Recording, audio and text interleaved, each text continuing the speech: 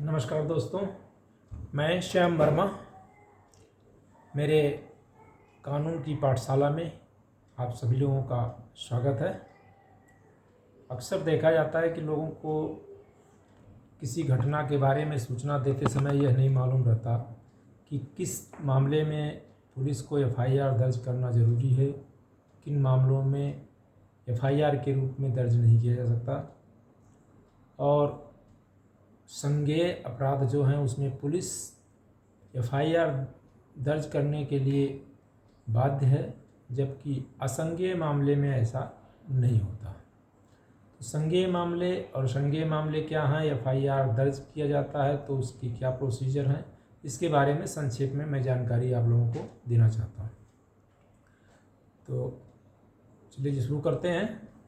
सबसे पहले ये जान लेते हैं संज्ञेय मामले क्या हैं, क्योंकि आगे एफआईआर के बारे में जब चर्चा करेंगे तो इसकी इम्पोर्टेंस महत्व अधिक रहेगा। संज्ञेय मामले या कॉग्निजेबल अपराध हुए हैं जो कि जिसमें पुलिस बिना मजिस्ट्रेट के आदेश के अरेस्ट कर सकती है और विवेचना या इन्वेस्टिगेशन चालू कर सकती है। और संज्ञेय मामले ऐसे हैं जिनको कि दंड प्रक्रिया संहिता की अनुसूची 1 में दर्शाया गया है कि ये संज्ञेय है। इसकी कोई लिमिटेशन या कोई फिक्स क्राइटेरिया नहीं है।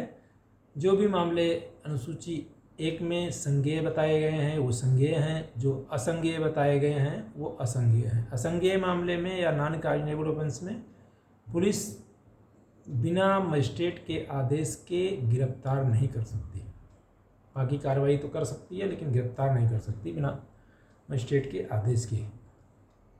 तो सामान्य रूप से जो कम गंभीर मामले होते हैं वह असंज्ञेय होते हैं, नॉन कॉग्निजेबल होते हैं, और जो गंभीर मामले होते हैं वह संज्ञेय या कॉग्निजेबल हैं। लेकिन इसके कुछ अपवाद भी हैं। ऐसे नहीं है कि गंभीरता के आधार पर ही संज्ञेय या असंज्ञेय निर्धारित होगा।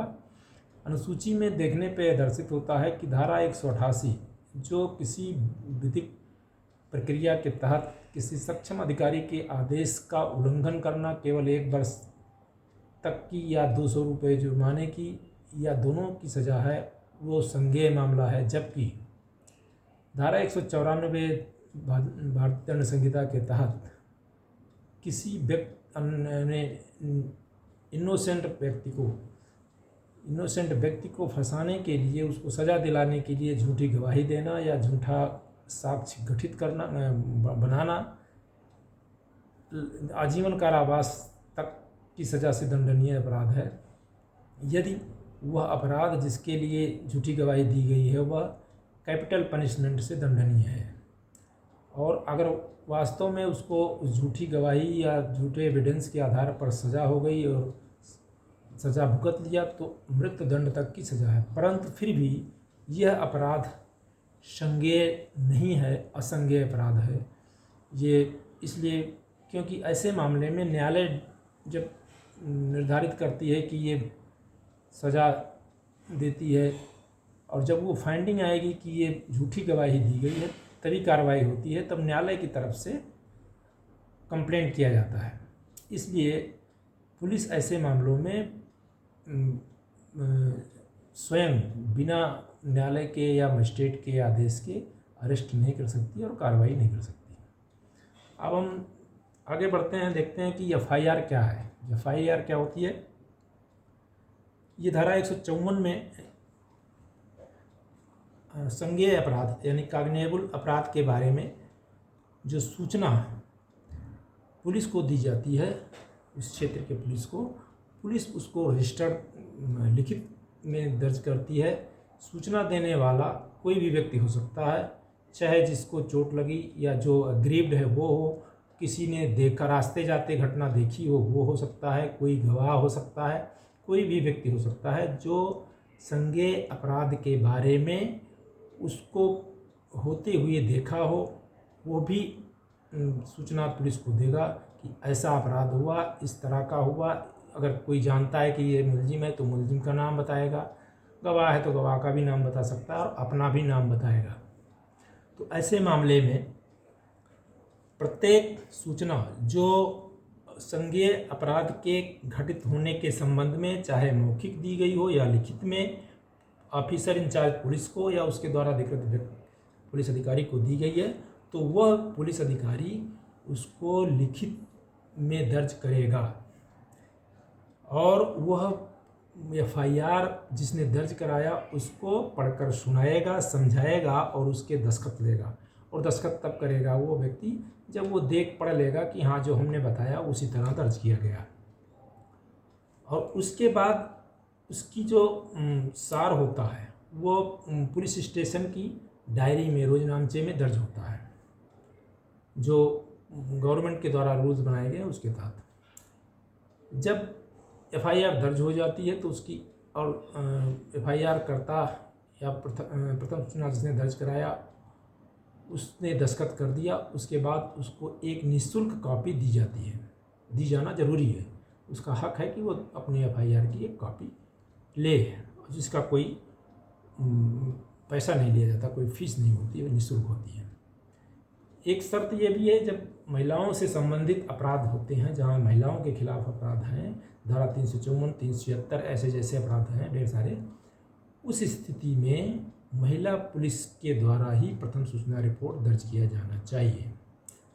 तीसरा, अधिक कोई व्यक्ति ऐसा है जो चलने फिरने में असमर्थ है या फिजिकली या मेंटली वह सक्षम नहीं है और उसके खिलाफ कोई अपराध हुआ तो वह एफआईआर उसके बताए गए स्थान पर या उसके निवास पर दर्ज किया जाना चाहिए। ये तो हो गया इसके दर्ज करने के संबंध में। इसी तरह जब एफआईआर दर्ज हो जाती है तो पुलिस इन्वेस्टिगेशन चालू करती है। प्रथम सूचना रिपोर्ट की कॉपी संबंधित मजिस्ट्रेट जिसको क्षेत्राधिकार है उसको तत्काल भेजी जानी चाहिए। पुलिस रिपोर्ट की एक कॉपी मजिस्ट्रेट को जाती ही जाती है, जिससे मजिस्ट्रेट को पता रहे कि उसके क्षेत्राधिकार में कौन से अपराध की कौन सी एफआईआर दर्ज हुई है, और मैनिपुलेशन से बचाने के लिए भी एक प्रोसीजर है। दूसरा जो एफआईआर होती है वो नॉन कॉग्निजेबल असंज्ञेय अपराध के लिए। असंज्ञेय अपराध कम गंभीर माने जाते हैं या वो सामान्यतः ऐसे होते हैं जो कि दो व्यक्तियों के संबंध में ही अधिकतर हों, वो पब्लिक को अफेक्ट नहीं करते हैं। लेकिन ये कोई सामान्य नियम नहीं है। मैंने बताया कि जो नॉन कॉग्निजेबल असंज्ञेय अपराध हैं उनका और जो कॉग्निजेबल या संज्ञेय अपराध हैं उनका वर्णन, उनका एक सूची जो अनुसूची 1 में है उनको दर्शाया गया है, उसी के अनुसार कार्रवाई होती है। तो नॉन कॉग्निजेबल या असंज्ञेय अपराध में जब किसी ऑफिसर इंचार्ज को पुलिस स्टेशन में सूचना दी जाती है तो वह उसको अपने उसमें डायरी में दर्ज तो करेगा, ये जो प्रिस्क्राइब्ड है उसमें दर्ज करेगा और रिफ़र करेगा, इन्फॉर्मेशन को रिफ़र कर देगा संबंधित मजिस्ट्रेट को। पुलिस ऑफिसर कोई भी नॉन कॉग्निजेबल ऑफेंस में बिना मजिस्ट्रेट के आदेश के विवेचना चालू नहीं कर सकती और ना तो उसमें बिना मजिस्ट्रेट के वारंट के अरेस्ट कर सकती है। इसके अलावा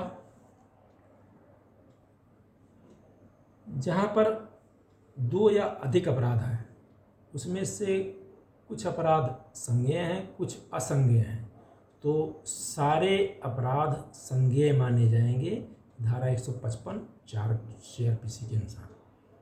जैसे 2 अपराध हुए, एक संज्ञेय है एक असंज्ञेय है, तो संज्ञेय अपराध की तरह वो केस माना जाएगा और उसमें पुलिस उसी तरह कार्रवाई कर सकती है जैसे कि संज्ञेय अपराध में करती है। पुलिस ऑफिसर के संज्ञेय अपराध में पावर है कि वह बिना मजिस्ट्रेट के आदेश के अरेस्ट कर सकती है, विवेचना चालू कर सकती है और जो भी कार्यवाही सीआरपीसी के अंतर्गत है उसको प्रारंभ कर सकती है। सामान्यतया जो एफआईआर होते हैं वह या तो मौखिक होगा या लिखित होगा। टेलीफोनिक सूचना से भी एफआईआर हो सकती है और नहीं भी हो सकती है। यदि पूरे घटना का विवरण दिया गया कि टेलीफोन से सूचना देने वाले ने अपना नाम बताया, अपराध कैसा हुआ, किस तरह हुआ, पूरा विवरण दिया, किसने किया, इसकी जानकारी दी, तो वो एफआईआर माना जाएगा। लेकिन सिंपली यह बताना कि इस जगह पर ये घटना हो गई है, यह प्रथम सूचना रिपोर्ट की परिभाषा में नहीं आता। तो एक क्रिप्टिक इन्फॉर्मेशन जो होता है वो एफआईआर की श्रेणी में नहीं आता। इसका मतलब क्रिप्टिक इन्फॉर्मेशन यानी संक्षेप में जानकारी देना कि यहाँ पर घटना हो गई, यह एक तरह का पुलिस को निमंत्रण है या पुलिस को इस बात की जानकारी देना है कि आप घटनास्थल पर आइए। फिर वो घटनास्थल पर आकर पुलिस पता लगाती है, उसको जानकारी मिलती है किसने घटना किया, क्या घटना हुई, कौन कौन गवाह है। फिर उसके बाद जो जो रिपोर्ट दर्ज करती है वो एफआईआर माना जाएगा, ना कि टेलीफोनिक संक्षेप में दी गई जानकारी। इस तरह मैंने आपको एफआईआर के बारे में संक्षेप में जानकारी दी। मैं और आगे बताना चाहूँगा कि अगली बार मैं जानकारी देना चाहूँगा कि गिरफ्तारी कौन कौन कर सकते हैं, किन किन परिस्थितियों में प्राइवेट व्यक्ति भी गिरफ्तारी कर सकते हैं, कब पुलिस गिरफ्तार कर सकती है, कब नहीं गिरफ्तार कर सकती है, गिरफ्तार होने के बाद क्या कार्रवाई होती है, इसकी जानकारी देंगे।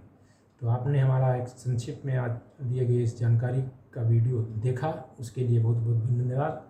हमारे चैनल को सब्सक्राइब, लाइक, शेयर करना नहीं भूलें, जिससे कि आगे की जो वीडियो दें उसकी जानकारी नोटिफिकेशन आपको मिलता रहे। नमस्कार, धन्यवाद, जय भीम, जय भारत, जय संविधान।